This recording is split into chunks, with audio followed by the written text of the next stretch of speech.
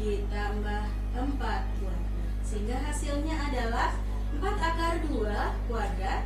Berarti 4 kuadrat dikalikan dengan akar 2 kuadrat.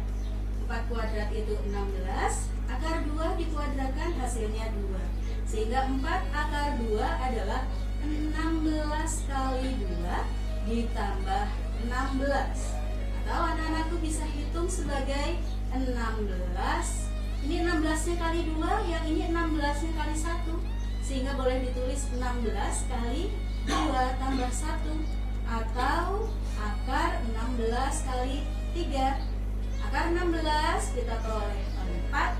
Akar 3 yang kita sebut sebagai bentuk akar. Sehingga ini tetap akar 3. Maka kita peroleh panjang AG adalah 4 akar 3. Demikian Pak Budi. Untuk materi hari ini kita cukupkan sampai di sini anak-anakku.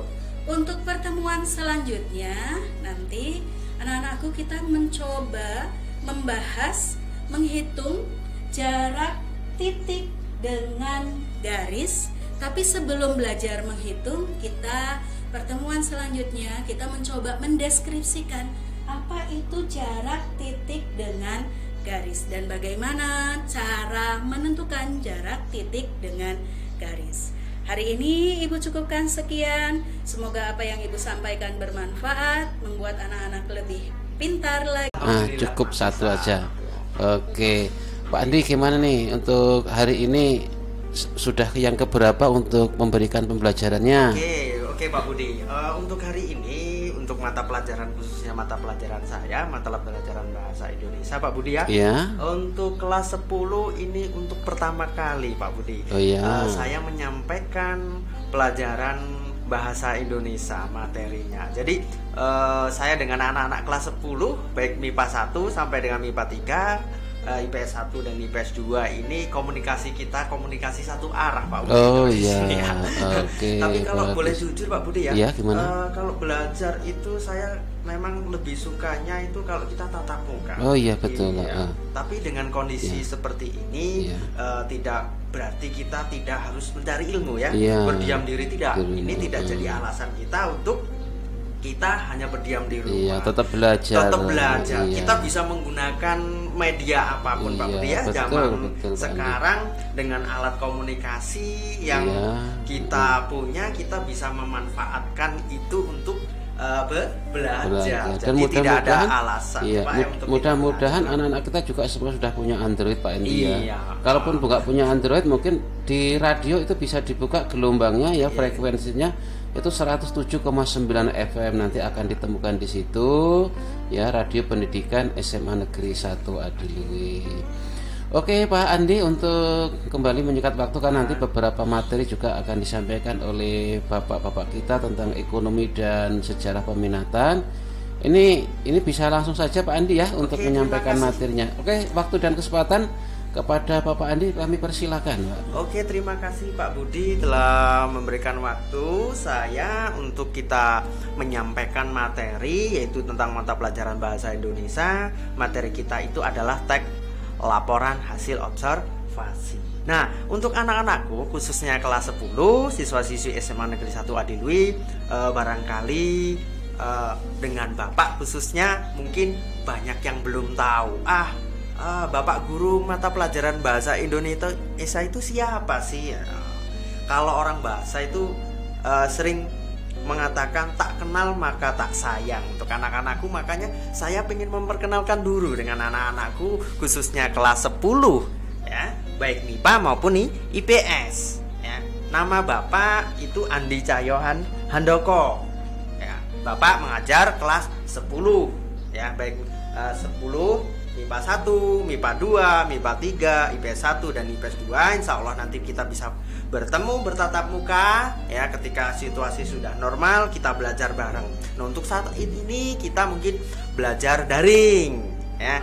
Mudah-mudahan anak-anakku yang di rumah atau lagi di mana dan standby mendengarkan radio, melalui radio ataupun bisa melalui channel YouTube ya, kita bisa belajar bersama di sini ya, belajar tentang teks laporan hasil observasi itu. Nah, Oke, tidak panjang lebar Bapak memperkenalkan diri ya. Bapak namanya Andi Cahyo Handoko, rumahnya di Keputran, masih Kecamatan Sukoharjo, kabupatennya Pringsewu, tidak jauh dari Adiluwi. Jika anak-anak barangkali mau ke Pringsewu, insya Allah lewatin rumah Bapak, kalian bisa mampir ke rumah, silaturahmi, bertanya-tanya tentang materi belajar tentang bahasa Indonesia. Pintu rumah Bapak terbuka lebar untuk anak-anakku sekalian.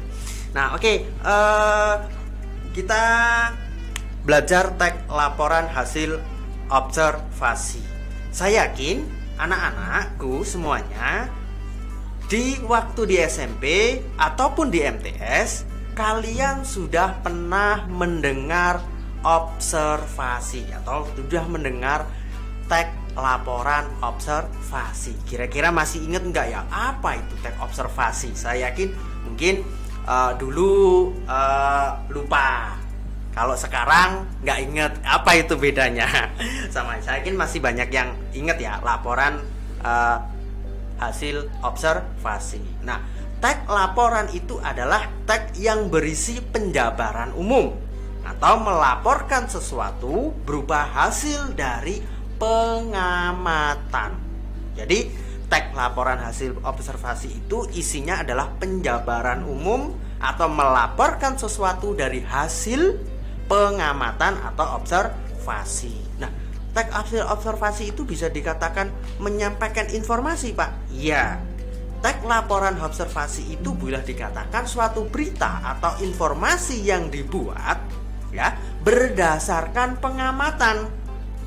Kalau berdasarkan pengamatan berarti laporan teks observasi itu informasinya berupa fakta atau argumentasi. Ya pasti berupa fakta. Jadi teks laporan hasil observasi itu ya bisa dikatakan berita atau informasi yang dibuat berdasarkan pengamatan. Itu laporan hasil teks observasi. Nah, laporan teks observasi itu fungsinya untuk apa sih? Pasti semua teks itu mempunyai fungsi-fungsi lain. Sama dengan teks hasil observasi juga. Laporan hasil observasi juga mempunyai fungsi. Nah, fungsinya apa kira-kira? Mungkin anak-anak di rumah sudah yang tahu. Oh, laporan observasi itu adalah bla bla bla. Ada yang sudah tahu karena komunikasinya kita satu arah ya. Kalian tulis saja nggak apa-apa di buku ya, buku catatan kalian nanti. Oh, fungsi dari teks laporan hasil observasi ini.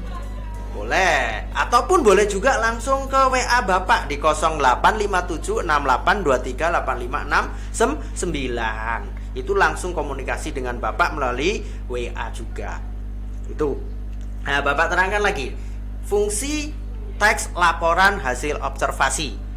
Kira-kira fungsinya apa? Nah, fungsi yang dimaksud adalah untuk memberitahukan atau menjelaskan sesuatu kegiatan yang dilakukan oleh seseorang ya terhadap suatu objek ya untuk menyampaikan informasi yang penting ya dari hasil pengamatannya.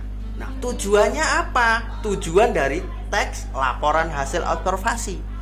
Tujuannya anak-anakku, semua teks juga punya tujuan. Ada fungsi, ada tujuan. Nah, tujuannya untuk melaporkan hasilnya dari pengamatan secara sistematis dan objektif berupa hasil pengamatan untuk memecahkan suatu persoalan atau menguji suatu hipotesis. Jadi itu tujuan dari laporan teks hasil observasi. Duh, Pak, kalau tujuannya melaporkan hasil observasi secara sistematis, berarti penulisan observasi itu harus sistematis juga. Iya. Tujuannya dilihat dari tujuannya, berarti cara menulisnya harus sistematis. Kalau bersistematis berarti teks observasi sama, Pak, dengan teks-teks yang lain. Ya, hampir sama. Sama-sama memiliki struktur teks baik teks eksplanasi ya, teks anekdot, observasi ya, itu semuanya memiliki strukturnya. Jadi dalam menulis teks observasi itu harus terstruktur. Nah, struktur teks laporan hasil observasi itu kira-kira apa saja sih, Pak?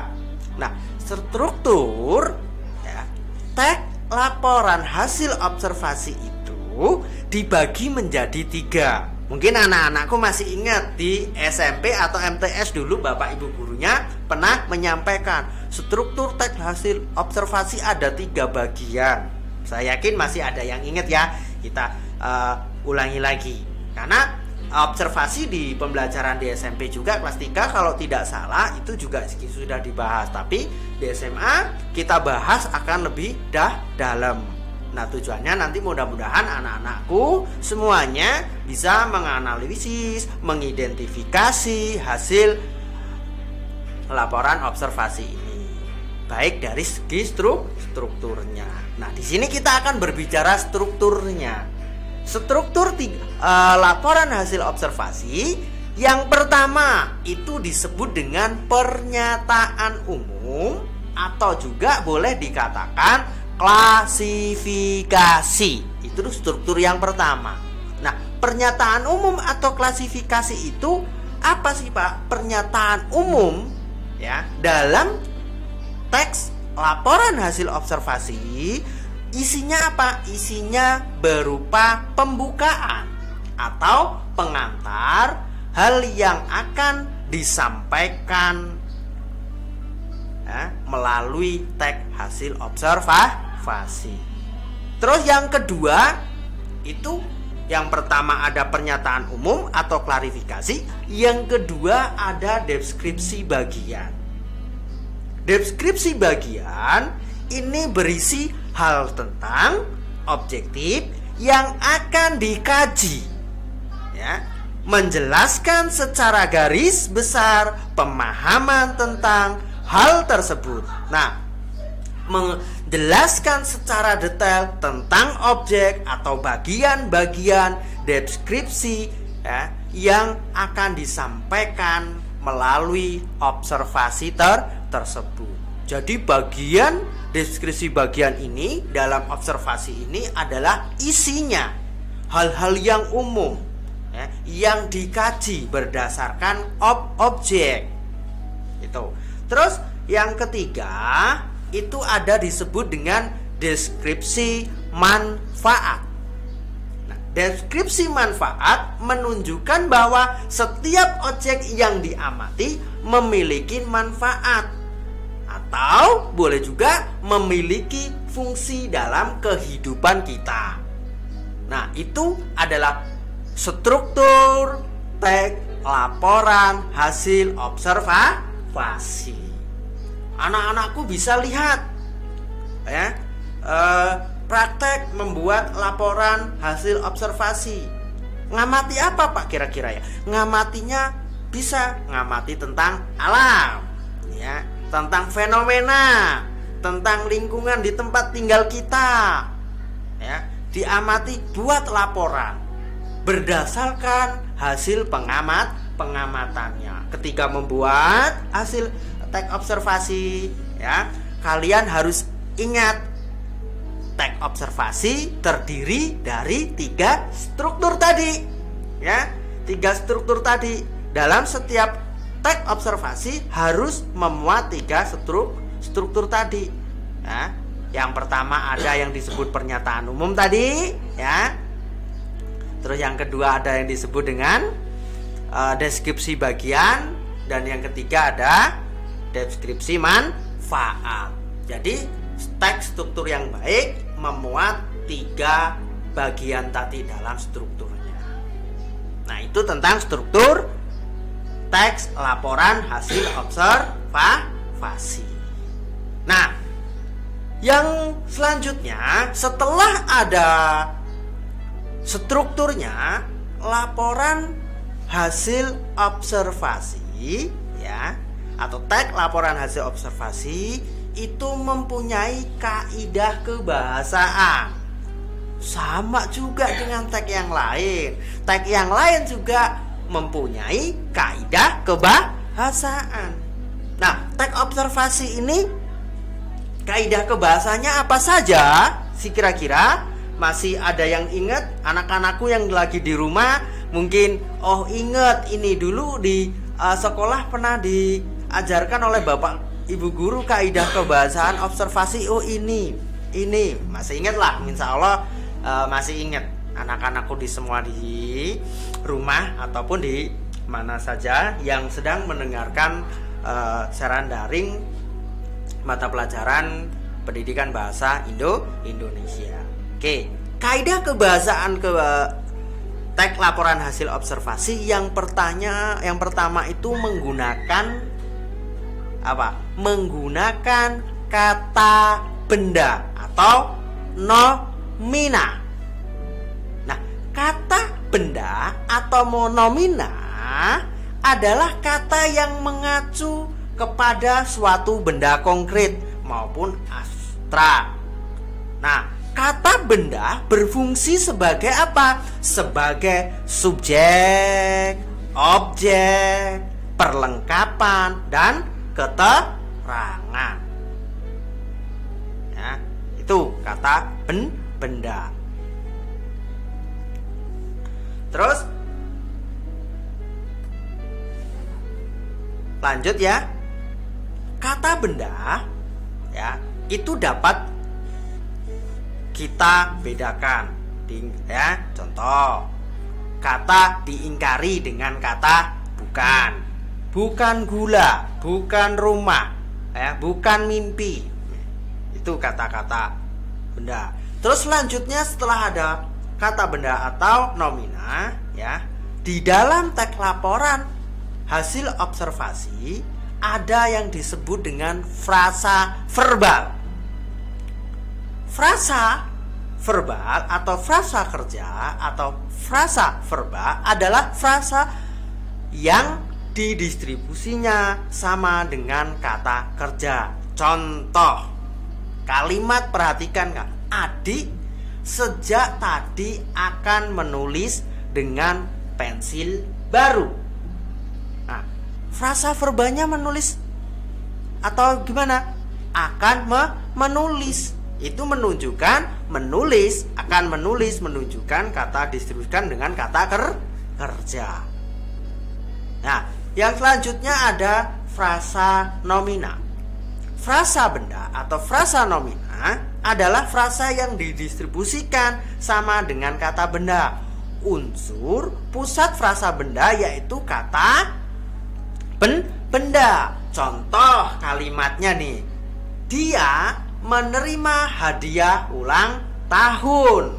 Itu contoh frasa nomina yang frasa benda ya, yang didistribusikan sama dengan kata benda.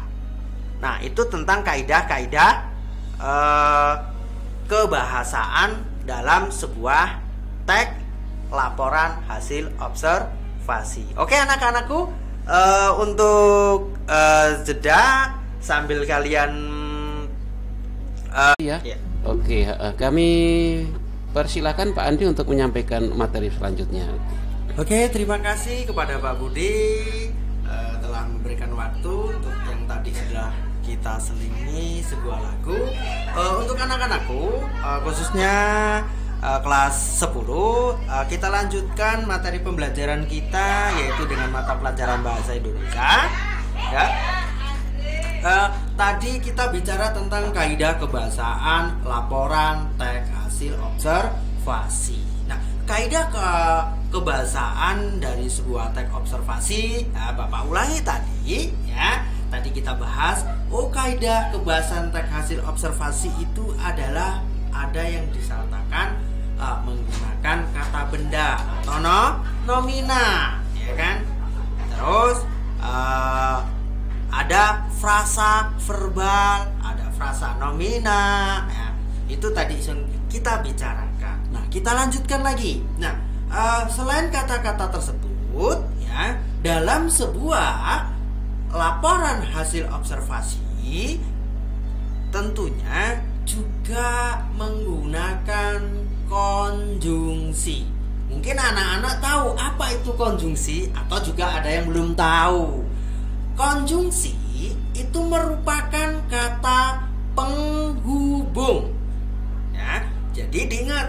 Jadi dalam sebuah laporan observasi juga terdapat konjungsi, yaitu kata penghubung. Nah, kata penghubung untuk menghubungkan apa sih, Pak? Nah, untuk menghubungkan sebuah kalimat, ya kan? Menghubungkan sebuah paragraf menjadi padu. Contoh, kata konjungsi itu yang seperti apa? Contohnya kata sesudah, supaya, dengan, ketika, maka, hingga, lalu, sambil, dan seterusnya. Itu merupakan kata konjungsi ataupun boleh dikatakan kata hubung. Itu. Terus selanjutnya, ya, selain ada konjungsi, ada yang disebut dengan sinonim. Dan nanti ada yang disebut dengan antonim. Dulu biasanya anak-anak itu di SD ataupun di SMP, apa itu yang dimaksud dengan sinonim? Sinonim itu lawan kata, antonim persamaan kata. Bukan seperti itu, bukan katanya yang sama. Kata yang mempunyai arti yang sama. Kalau persamaan kata kan anak-anak itu sama. Contoh kata.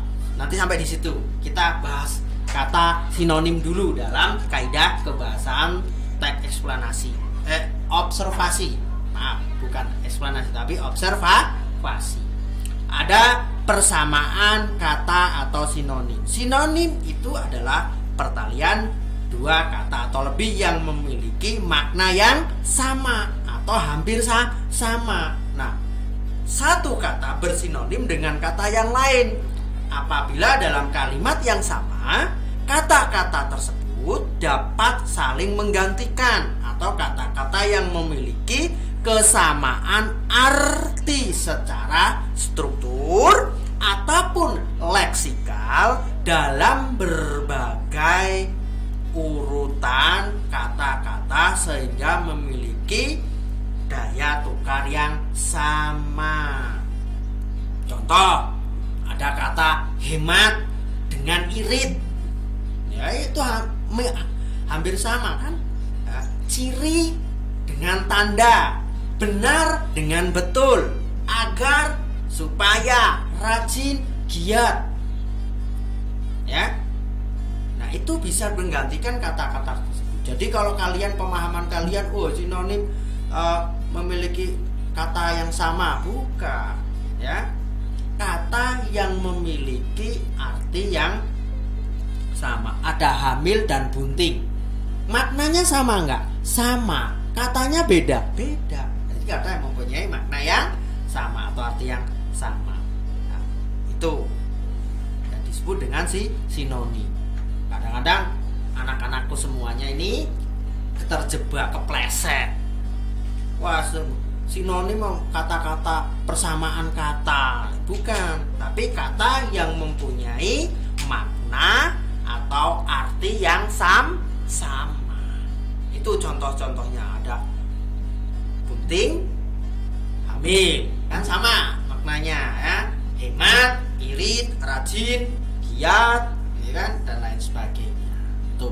Terus yang terakhir ada kata antonim. Saya yakin juga anak-anak di SMP dulu sudah pernah mendengar ataupun sudah mengetahuinya. Antonim. Antonim adalah kata yang memiliki pertalian makna bertentangan secara penuh ataupun yang memiliki perlawanan. Contoh, ada pulang, ada pergi, siang, malam, panjang, pendek, hidup, mati. Itu adalah contoh-contoh kata yang mempunyai atau contoh-contoh kata berantonim.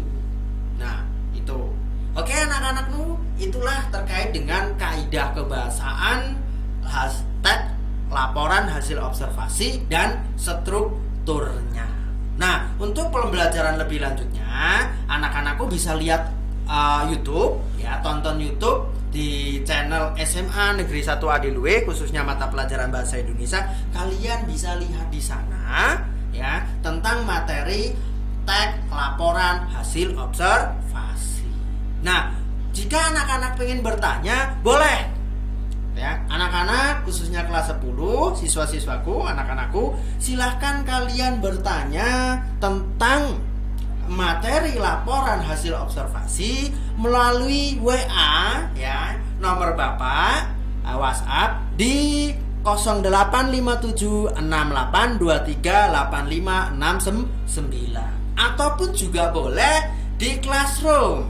Anak-anakku semua, ya, di Classroom itu, ya, sudah Bapak buatkan rangkuman materi laporan hasil observasi dan contoh menganalisis laporan hasil observasi berdasarkan strukturnya. Anak-anak bisa lihat di sana, ya, di Classroom. Itu sudah Bapak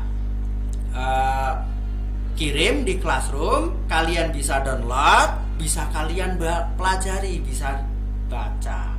Karena di pertemuan yang akan datang, insya Allah Bapak akan memberikan tugas, ya, memberikan tugas terkait dengan laporan